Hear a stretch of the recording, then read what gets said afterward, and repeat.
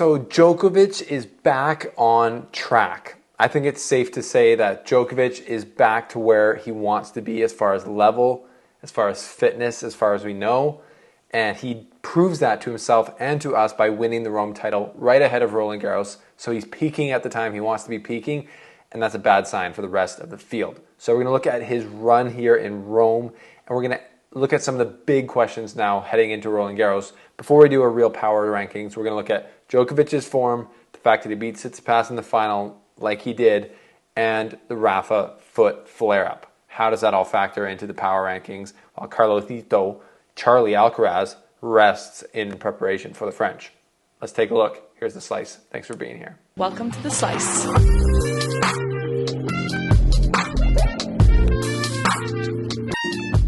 All right, so I'm back. Sorry you haven't heard from me for the last few days. I was on a little bit of family vacation time. Needed it before the French Open gets rolling, which is going to be nonstop and crazy. So while I was there, though, I was keeping up on the tennis. Obviously, I was in Italy, actually, but not in Rome. And in Rome, there was big things happening in the race to Roland Garros, the clay swing, as you'd say, the momentum of the swing.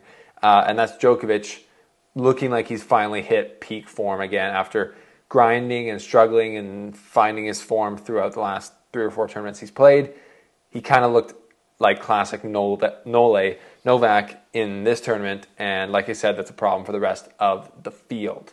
So before we get into it, sponsor shout out, Go Sport, 10% off the best tennis bags in tennis. I've taken my Go Sport backpack just around traveling, backpacking with my wife and I have been doing. It's amazing, 10% off if you want it. And A-Peak Tennis, a mental training app. Djokovic always talks about his mental training. You probably can't afford his sports psychologist, but you can afford A-Peak Tennis, which is an app that tracks your tennis mental training. So click the links down below for a free trial and check it out. Thank you guys for subscribing, liking this video, all the links. You guys know the drill. Appreciate you a lot. So Djokovic plays extremely well through Rome. He didn't drop a set all tournament, so that shows the clinicality that he went through this tournament with. He played 3 top 10 players, and didn't drop a set. So that's just proving that he's really finding the rhythm in his game, and he's finding the ability to play the way he wants to play. He takes out Tsitsipas today, giving him a bagel. Very crazy to happen in a final. Tsitsipas might not have played his best, but it could have been all or a large part due to Djokovic's stunning brilliance in the first set especially, and then just his ability to come back and close it out in 2 in the second. Pretty hard to say anything other than just like, this is Novak back doing what Novak does. In the first set, I saw similar to when Novak played Carlos Alcaraz back in Madrid. He was fastballing Tsitsipas a lot and rushing him, especially he would go forehand into Tsitsipas's forehand, which is huge and awesome, but he was rushing him. He was hitting it bigger than any of the average for the rest of Rome. Don't have the exact miles per hour. But that was getting Tsitsipas late and causing errors and really throwing Tsitsipas off his game. So the fact that even Djokovic is able to hit his forehand like that now shows how much of an improvement he's made over, obviously, Monte Carlo and Belgrade. We saw it better in Madrid, and now it's, I think, got to the level where he can win Roland Garros with it. His serve was also great today against Tsitsipas, and he really just kind of blitzed him and never let Tsitsipas get comfortable out there or get into a game where he was feeling like he was trading blows. In the second set, Tsitsipas went ahead, and that looked better, but it looked like Novak just kind of dropped momentum for a bit more than Tsitsipas really getting to play his best. So super impressive from Djokovic. He takes out Casper Ruud in the semifinals. Felix Auger-Aliassime, that was our first matchup. Great. Better little run for Felix, and that was a great match. I think that was the match of the tournament, in my opinion.